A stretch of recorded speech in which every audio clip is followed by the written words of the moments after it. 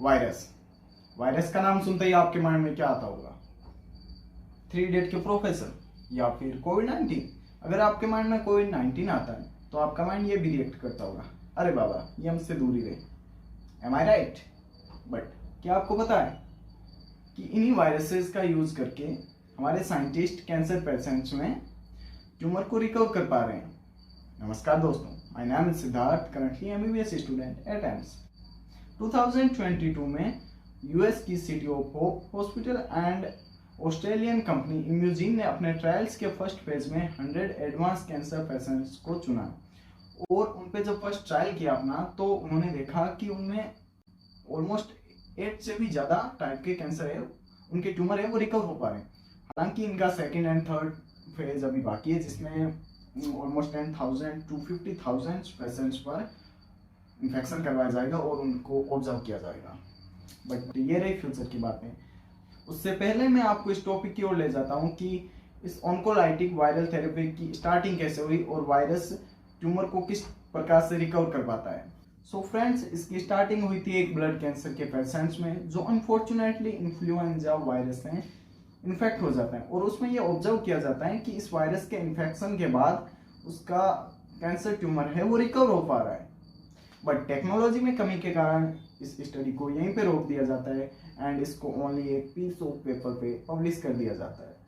हालांकि उसके बाद भी फ्यूचर में कुछ कैंसर पेशेंट्स पर कुछ viruses, for example adenoviruses, hepatitis B, इनका यूज किया गया बट अनफॉर्चुनेटली उनसे काफ़ी पेशेंट्स की डेथ हो जाती है। इसके कारण इस स्टडी पे वहीं पर बैन लग जाता है।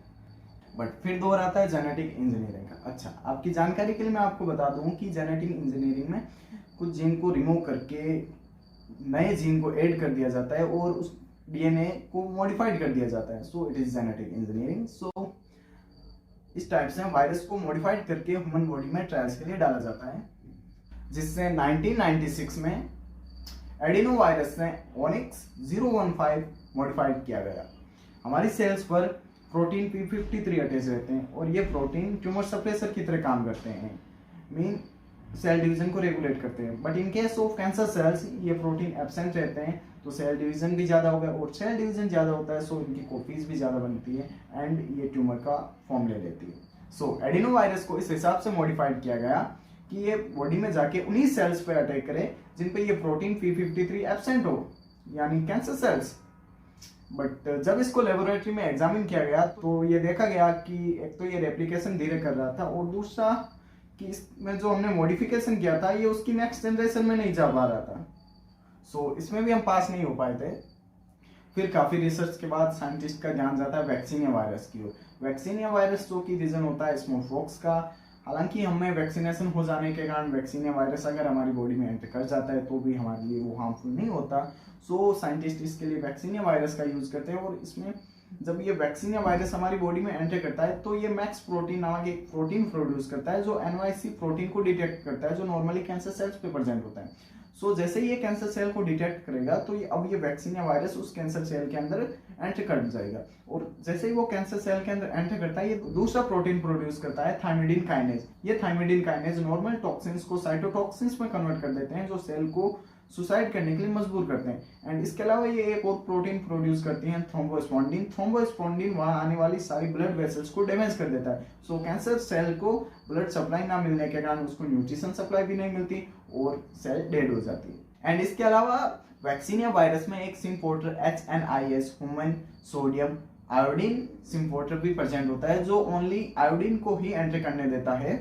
तो जब हम रेडियो एक्टिव आयोडीन को हमारी बॉडी में एंटर करते हैं तो ये ओनली कैंसर सेल के पास ही जाएगा और ये कैंसर सेल में एंटर कर जाएगा तो हम रेडियोथेरेपी में इसकी मदद से नॉर्मली कैंसर सेल को डिटेक्ट कर पाते हैं और उनको रेडियोथेरेपी की हेल्प से डिस्ट्रॉय कर पाते हैं। तो अब बारी आती है लेबोरेटरी एग्जामिनेशन की। तो लेबोरेटरी एग्जामिनेशन में हमेशा की तरह फर्स्ट एग्जामिनेशन किया जाता है चूहों पर और जब ये एग्जामिनेशन चूहों पे सक्सेसफुल रहता है तो बारी आती है मंकीज की और जब ये एग्जामिनेशन मंकीज पर भी सफल रहता है तो FDA द्वारा ह्यूमन ट्रायल्स की परमिशन दे दी जाती है। एंड 2022 में यूएस की City of Hope hospital and Australian company Imugene ने अपने ट्रायल्स के फर्स्ट फेज में 100 एडवांस कैंसर पीड़ित पेशेंट्स को इस वैक्सीनिया वायरस से इन्फेक्ट करवाया एंड ऑब्जर्व किया कि उनका ट्यूमर रिकवर हो रहा है। हालांकि उनके सेफ्टी पर्पज के लिए पेम्ब्रोलिजुमेब ड्रग भी दिया गया। एंड उसके बाद फेज 2 एंड फेज 3 में ऑलमोस्ट 10,000 to 50,000 कैंसर पीड़ित पेशेंट्स पर एग्जामिनेशन किया जाएगा। एंड आई होप ये एग्जामिनेशन सक्सेसफुल रहेगा।